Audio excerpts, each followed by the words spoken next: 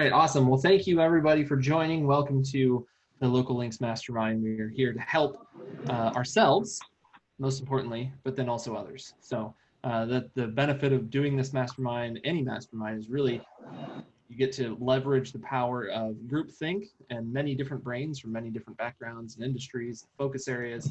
And one thing to note, you don't have to be a business owner to get value out of this group. We have business owners, we have operators, all sorts of different people from different parts of businesses, and we're all just looking to find new ways to help serve our customers. So this week, we're going to get really focused on how to get even more customer reviews. So a couple points here. Why should you care? What you can do, and then actually how to get started today. So I'll try and blow through this, and then we'll leave some room for questions before we get into the mastermind. But one big reason you should care about getting reviews is most customers today actually leverage reviews in some capacity.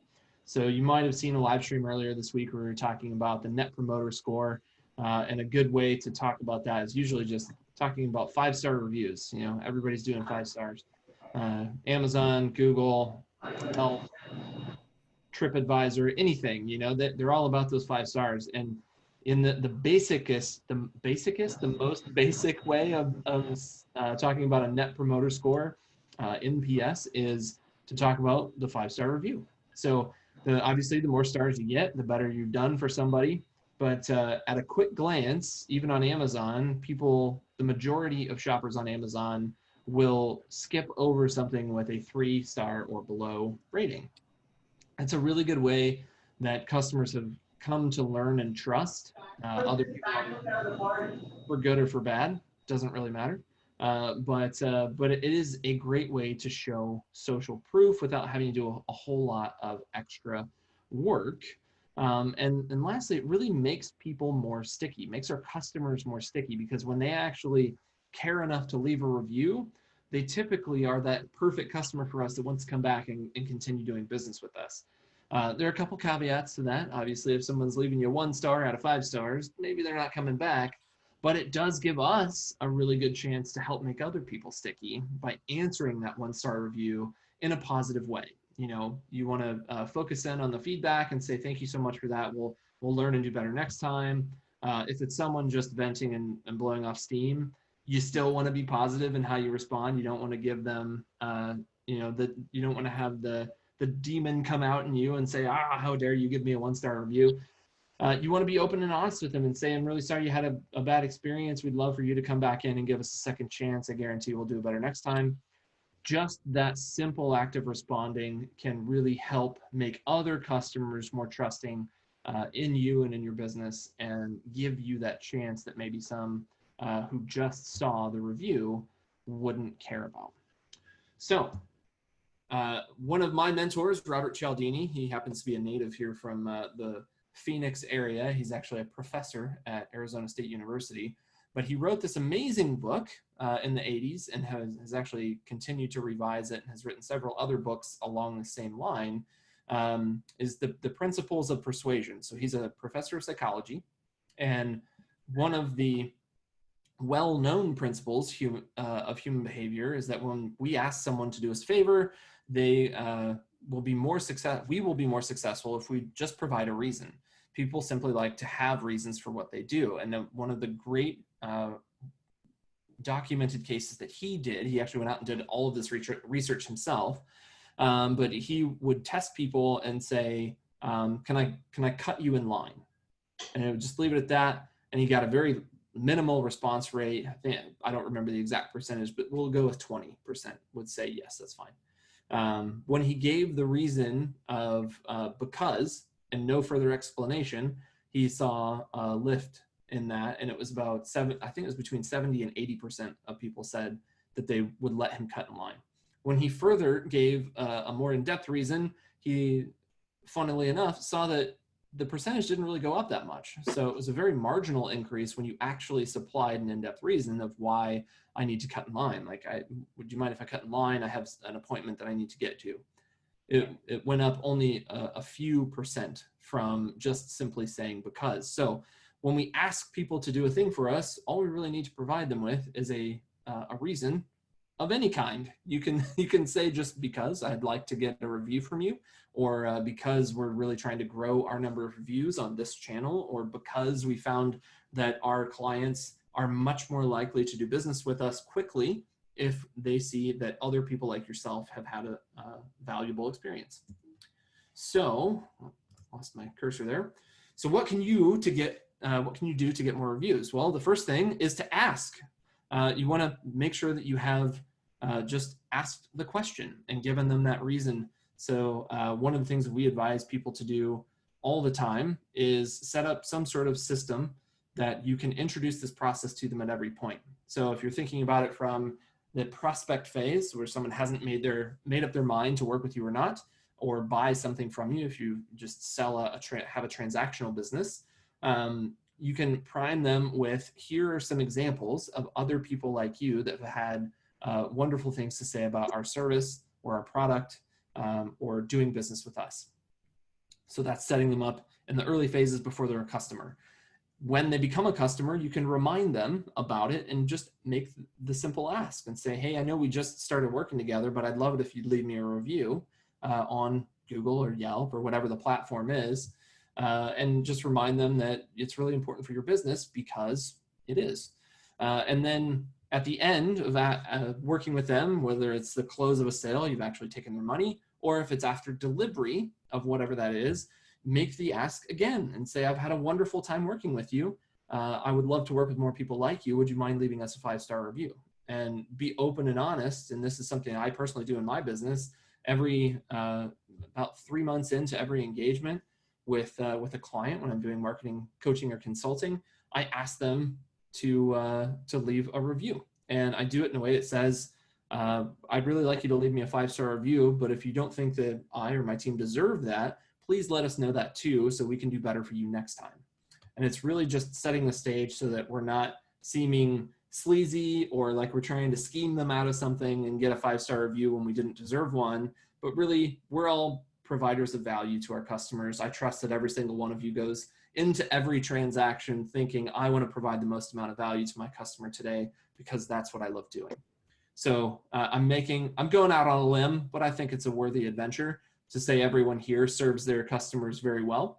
So build the process so that every time you close a sale or you finish a delivery, you know that you're going to ask them a question. It sounds like something that might be hard to overcome, but I guarantee you it's the easiest question you could ask of someone that you've just served. So again, how to get started? Just ask the question. What are you doing? Just make the ask. So the challenge that I have, especially for you newbies who have joined us, is that go out this week over the next 7 days. So come back to us next Thursday and report.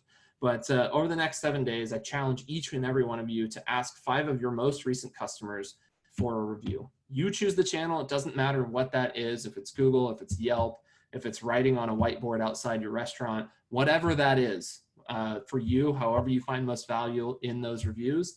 And just make it simple for them. Give them 2 or 3 or 5 simple steps for them to follow. So if it's going to Google and leaving you a review, give them a link to your Google profile. If it's Yelp, give them a link to Yelp. If it's the whiteboard, hand them the pen. Well, not physically, like maybe put it out there and make sure it's sanitized. But you get the crux of that. The idea is there.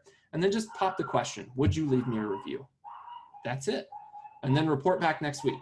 So everybody, I'll get a thumbs up or a nod of your head if you are on board, and I can challenge each and every one of you. All right, I'm seeing a lot of head nods. Taras, you're not making any motion. I want to see that head nod. All right, well, excuse me. Thank you guys, I really appreciate that. And that, in order to keep our presentation short, that's the end of it. So do you guys have any questions? Any bad experiences out there with asking customers for reviews, or anyone feeling the fear of, oh no, if I ask them, they might say something bad? And if you're on mute, please unmute yourself. Nothing. No one's afraid to ask for reviews. This is great. Oh, to me, hey, Matt. Yeah, I actually have a slightly different question related to reviews. Is it okay to ask? Of course. So I have very specific items on my menu, right? I have a menu what if you have customers who I know are actual customers, but when they leave their review, they don't really call it the right thing? Mm-hmm. Do you correct them in your thank you, or do you just let it go? Right now, I just let it go. Thank you for taking the time, blah, blah, blah. So some platforms allow you to leave a link. So if you are selling online and you can leave a direct link to that product, even if they called it something different, you could say, for anyone who's confused and didn't see this product listed, here's what they actually were referring to. So you could correct them. I don't think anyone would feel bad about that. I've actually done that before, been the leaver of the review and called it something different, and then someone corrected me, and then I responded to that and said, oh yes, thank you. I want to make sure people actually know what I'm talking about. So I think erring on the side of positivity there, I wouldn't be worried about correcting them, leaving a link. And if you can't leave a link in the review, that's a perfect opportunity to reach out and say, thank you so much for the 5-star review. I know lots of people are going to find value from that, and use that as a follow-up tactic. So you could say, would you mind doing a video testimonial for me? And then talking about the product name. So you're kind of creating another ask for them, but you're then correcting them without sharing that with the public. So you're not trying to embarrass them in any way, but it's a good opportunity to then get a further action out of them after they've had such a positive experience with Tamiza's Treats. Shameless plug. Awesome, thanks. Yeah. Susan, go for it.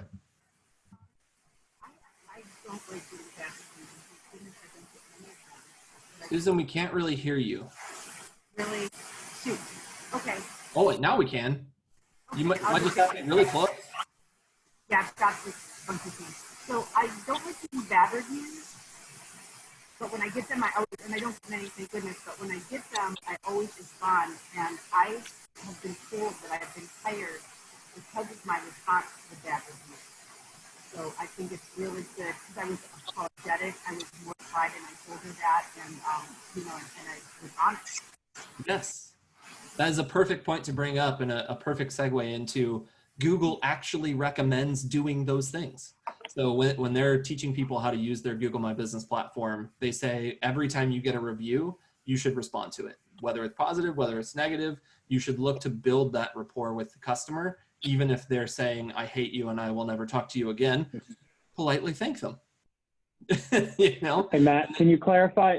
Not all of us could hear what her question was. Could you clarify? So sorry. So Susan was saying that she has actually followed the step of when someone leaves a bad review, she follows up with them and just says that, whatever the statement is, it's like, thank you for doing business with me. I'm sorry you had a bad experience. And that she's actually gotten new work because she has taken that extra effort to leave that comment after someone left a bad review. So she's taken the negative and flipped it into a positive and gotten new customers out of it. Brilliant. Excellent. We actually have a comment from Holly. If you want to open up. Yeah, Holly had a great little comment about how if she gets one through email. You want to address that there, Matt? Let's see. Sorry, I've got windows upon windows upon windows. By the way, are you guys seeing like black boxes on my screen on top of the presentation? No. Okay, wonderful. No. I know sometimes I've seen that on Zoom, but okay. So can I use this on testimonial on my website? Of course. Yeah, perfect example. And Holly, I say if someone does that and they give you the go ahead, just shoot back a reply and say, thanks, I'll have this up on my website soon. In the meantime, would you also mind using the same wording that you said here on my Google profile or on my Yelp profile or wherever you find most advantageous for you, doing the kind of coaching that you do. I don't know what your preferred platform is to get the word out, but just point them to it, give them a link and say, this is wonderful. And that, honestly, that's a perfect example of another way to say, would you mind doing a video testimonial for me? Can we hop on a call and we can talk through the value that you got through it? And would you mind me recording it and using it on my website? Because then you can use it on the website, you can use it in social media, things like that. So as long as we're making the ask, I think make it simple for them. So if you want to use it on your platform, if that's Yelp or Google or whatever, just give them a link and ask them again. Because it sounds like you didn't ask for some of these, they just gave them to you. So, Right. still ask the question. That's so smart. Yeah, thank you. It's not smart. It's really just simple. And I think that's Right. why it gets overlooked so often is like, as humans, we hear simple and it's like, oh yeah, I should really do that. But what if I complexify the crap out of that and make it really hard and I won't ever do it again? And that's like, as entrepreneurs, we know that we all get in each other's way and we get in ourselves, our own way more than anything. So I think that just reminding ourselves that all it takes is to ask the question. Brian, being in the sales background, he'll probably tell you that he's made more sales by just asking for it, even if they were ready or not, by just asking for it. And they're like, yeah, I guess let's do it. Yeah. Now, Matt, I wanted to bring up one of the things that Local Links is looking to do here in the coming year is for when we launch our Power Partner platform, we're actually going to be launching an A/B style of review rather than a 5 stars. We feel that the 5-star model has too many inaccuracies, because who here believes 5-star is perfect versus say 4 stars is considered great? Like, how do you classify between 5 stars and 4 stars? Anybody want to give an example of how they classify 5 stars versus 4 stars as a consumer versus being the business owner? Colleen's jumping in. Go ahead, Colleen. I think, 5-star would mean, let's say there was 5 general key points that are judged on for every category, regardless of what your service is. And maybe a 4-star means, they did 100% plus on 4 out of the 5 items, and one of them could use a slight bit of improvement or something like that. That would knock it down to probably a 4. Okay. Now raise your hand as the business owner if you want all 5-star reviews. Okay.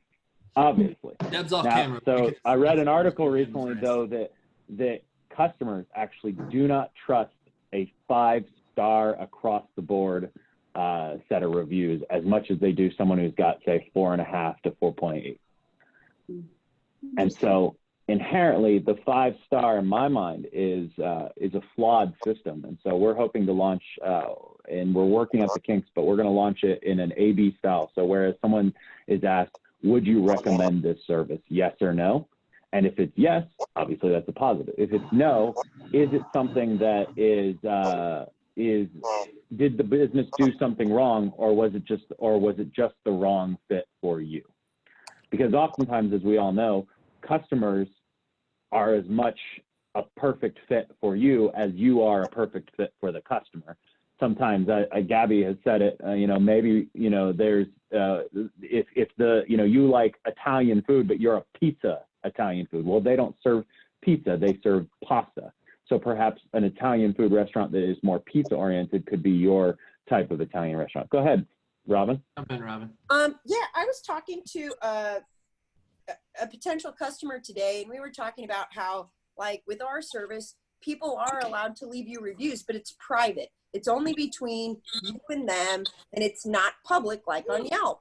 And they're like, yeah, I love Yelp, but I hate it for that reason, because we come across people who will give us negative reviews, but we're not even the business that they used. They got us confused. Like, they went and reviewed our site, but it was somebody with a similar name, not even us, that let them down. So he's like, I always respond to those and say, hey, I'm sorry, but when did we service you? I don't have a customer, it's like, I don't think we provided you a service. Do you have any recommendations for that? Yes. Yeah, go ahead, man. To do service for them. If you know that by looking at your books and talking with your team that you have not actually done business with them, use that as a sales ask and say, I don't think that we did business with you. I'm really sorry that you had a bad experience with so-and-so.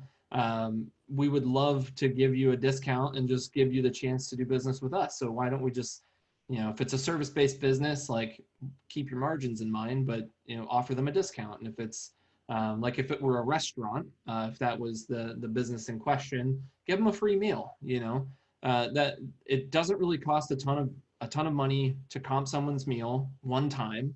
And you could either message them privately or you could, most platforms allow you to message privately, or you could leave it as a show of goodwill in that response rate for everyone else on the platform and say, you know, oh, well, they gave them a 1-star review, but what happened? Like most of the time, at least from my perspective in working with clients, anytime I look and see it, someone got a 1-star review or a 2-star review, I'm looking and seeing why.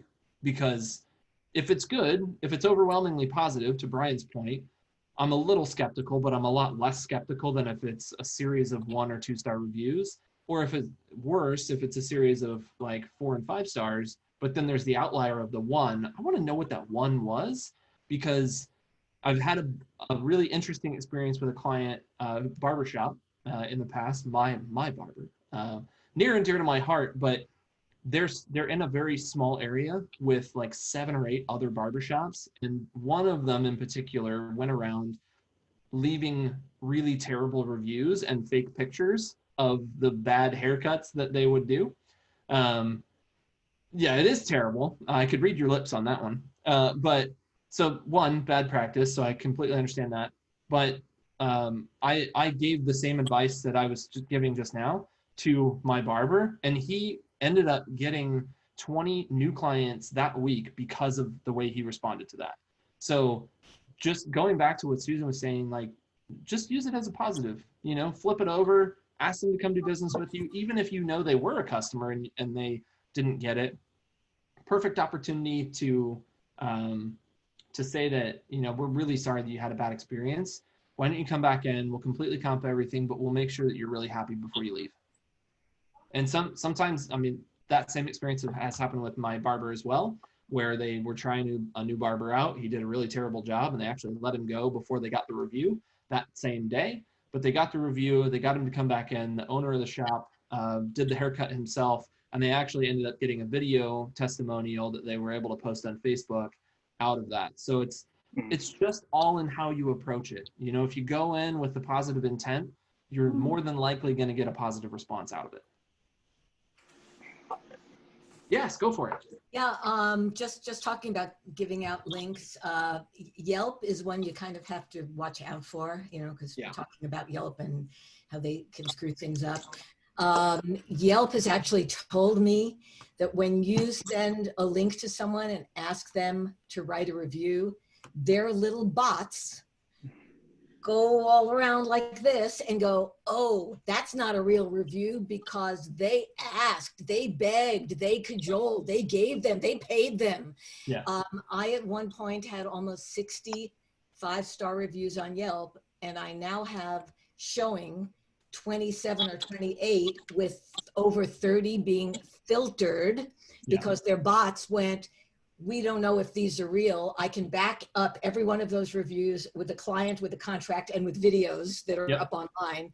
And they say that they can't do anything when you speak to a human being, and they won't give you, they said, and they don't even know what the bots supposedly look for, because then they're giving you an idea and you'll you know, manipulate the system there. So Yelp is not my favorite right now, even though I have all 5-star reviews. They're just, so Google is the one that I, you know, really appreciate. I have people write Yelp reviews, but I don't count on it like I used to. Right. So it's just kind of a warning that the other ones, send Facebook links and Google links and LinkedIn links. Yelp, just what I tell people, go on Yelp and just look for my business name. It'll pop right up and write me my 5-star review, but I don't send them the link on Yelp.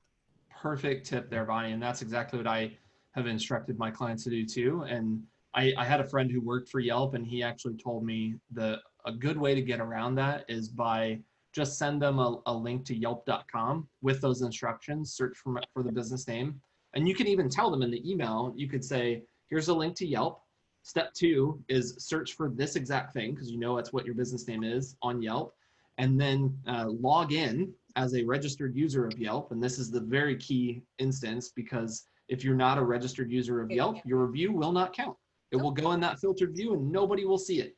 So that's the third point. Like, make sure you're logged in. If you don't have an account, create one, then leave them the review. Also, if you're not an account holder who's very active, Yeah. person you write the review for. So that's the other thing I found out is I was being penalized because my clients who wrote me reviews weren't active on Yelp. Yeah. So they don't count their reviews as much, and they took them out of my active reviews and they filtered them because Yes. of, not me, but the client. It's just really crazy. So anyway, It really is. Yelp. I don't like Yelp. Brian and I could talk for days on Yelp in general. We used to work directly with a lot of clients of ours who were big users of Yelp, just the industries that they were in, and they're not good peoples in general. I don't want to badmouth anybody, but me no likey. So great points. Thank you, Bonnie, for sharing. Thank you, everyone else, for bringing in their ideas. Let's go ahead and get into the mastermind. So rules of engagement. Close out my windows here so I can actually read my screen. When we join in just a moment, I think Brian's finishing getting everybody set up here, but each member introduce yourself and how you serve customers or clients. We will have a moderator in each of our groups. So if we run out of steam with a single mastermind when you're presenting your problem or you can't think of a problem, we can just talk through it and find some opportunity for you.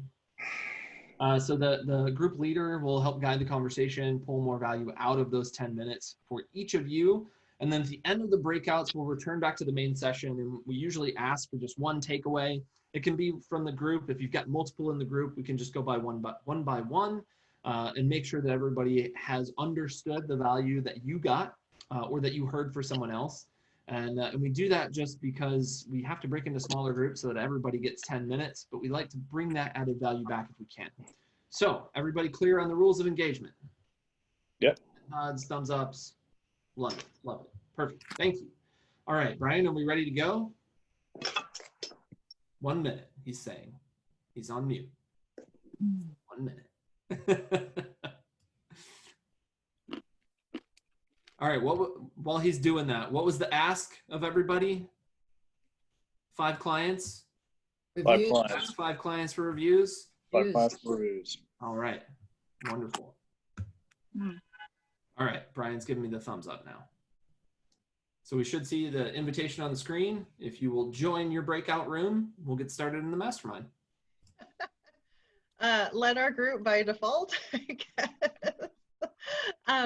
So we've all sort of done something different during this time period, and we're looking at actually how to keep that going and try some new things and just kind of see what happens. It's a great time to try new things also. That's our biggest one. That's awesome. I Definitely. love that. Try new things is a definite theme. Definitely. That's awesome. Yeah. Well, The other groups Colleen, were made up of you, Matt, and then Colleen, I think, led a group. Most likely.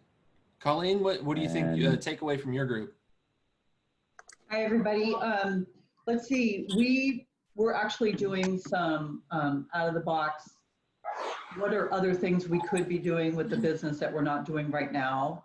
What is the next logical step? And sorry, I have my son in the background screaming. He's a streamer and he's on live and he's shouting. So sorry about that. That's why I'm in my bedroom, Colleen. Well, he's in his bedroom and his voice is just booming through the whole house. I have to make him shut all the windows. Wow. Okay, so that's what I was saying. Looking for other people to connect with and other, one of the things that we came up with for, this is just an example, for Lori Modis. Lori, will you raise your hand for the group? There she is right there. She works for New York Foods and she works for the corporate division looking to find new clients and customers. But there's a lot of families that are buying packages right now, you know, and in their own little packages like that. And there's a lot of entrepreneurs out there on Instagram that she's probably following and that she could be communicating with. And I told her to look for event planners that she could start stocking on Instagram. So that's just an example of what we were talking about with some strategizing of what you're not currently doing. Yeah. And then the other thing I just want to mention is there's so many people on screen here that I've never met. if you guys would put your name in the chat, I would love to, just follow up and see who you are and see what I can help with too. So that's what I did. I missed somehow the thing that you sent, Brian. I think I X'd out of it accidentally, so I didn't get to log it in. The poll. Oh, No worries. you're gonna have to. Let me see if I can relaunch it, but I don't know. This is my first time doing a poll, so forgive me. I think that's once it's launched, it's either launched and then end. But if you want to, just let me know. We'll go from there. Okay. Yeah, awesome. And then our other group was Deborah, Gabby, and Sophia. I think that Gabby, you want to let us know what you chat about? We can always see the top of your head too, Gabby, just so you know. You're on mute, my love. Oops. Sorry, guys. There you are. Yeah. We can hear you, we just can't see you. There you are. I would like to have either Sophia, so to do the talker of the group, so everybody get to know her. Sophia? Sophia, say hello. Yeah, hi. So our group was kind of talking about a lot more focused on how we can be promoting our businesses during this time. A lot of concerns were kind of relayed about, how, LA is currently kind of coming out of a lot of the orders they had in place that kind of prevented businesses from doing a lot of work, and a lot of clients have expressed wanting a lot of us to come in to do one-on-one work with them. And obviously with the concerns that COVID is still spreading, we kind of brainstormed ideas of how we can continue to promote our businesses. So like Deborah, she does a lot of virtual shows. So we were talking about how we could maybe diversify the videos that are in those virtual shows with actual clients, just so that way her clients and potential clients would be able to see the clothes that she's trying to sell on different bodies, not just on the bodies of models. And then Gabby, she was talking about some of the things that have been working for her restaurant, which was really cool to hear. So we got into a whole conversation about videos and how we all believe more videos is better. So yeah, it was a pretty productive conversation. And I feel like it was great to kind of hear some of the pitfalls that we've been experiencing in COVID and kind of like how everyone is managing through it. Awesome. And then I think that's all the groups. Matt, was that we 4 didn't do groups? a takeaway Everybody? from my group. I'm going to let Tamika lead this one. Oh, there we go. Sorry. Tamika, you're up. All right, so in our group, we are following along with the theme of trying to find customers and drive in traffic. So we are cold calling, Facebook adding, and all of that good loveliness. And we had lots of laughs. Yes, we did. There were so many stories that were not part of business growth or opportunity, but we made a good time of it. Yeah. No, it was very good. And I think that, Rose, big shout out to Rose. She started running Facebook ads this week, got 9 good leads. She closed a sale just before jumping on this call. So congratulations. She's gonna go follow up with 2 or 3 more calls. I don't know if this evening or if you're going to do it tomorrow, but she's I have going a to client. Yeah, I have a client I'm calling this evening because I'm shooting her on Saturday. But that's not from this ad. And then so the rest of them I'm probably going to have to do tomorrow now because I have to feed my family. Huh? They're not self-sufficient.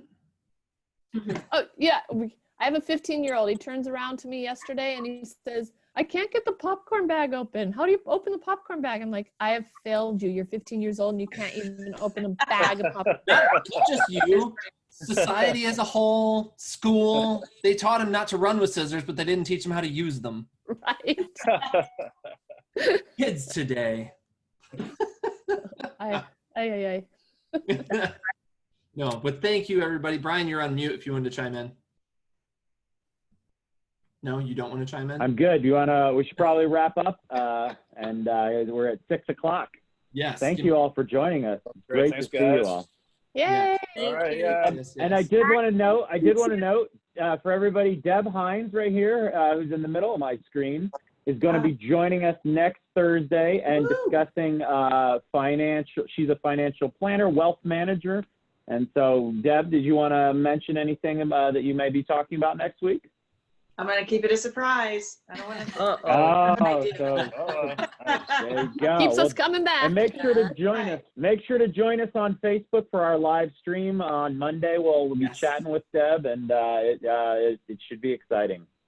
We'll give you a teaser for next week, but we won't give you all the juicy tidbits. You'll have to join the mastermind next week to hear all the wonderfulness that Deb's bringing. Oh, Colleen, you wanted to chime in?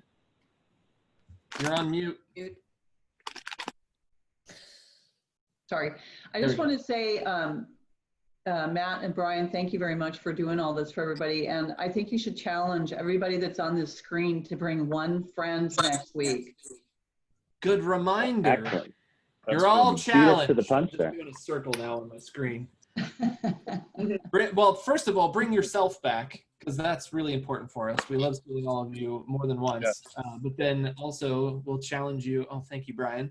We'll challenge you, like Colleen said, bring at least one person with you if you can. If you can bring 5, that's great too. Yeah. Why stop at 1? And then just one other reminder, Matt, my@locallinks.online is our email address if you ever do need to get a hold of our team. And then lastly, if you are in need of any business tools, Local Links has a whole set of tools on locallinks.online /business-tools. We've got productivity, CRM, marketing. we've got a couple different tools. Yeah, it's all great tools that are things that either we've used in the past or are using presently.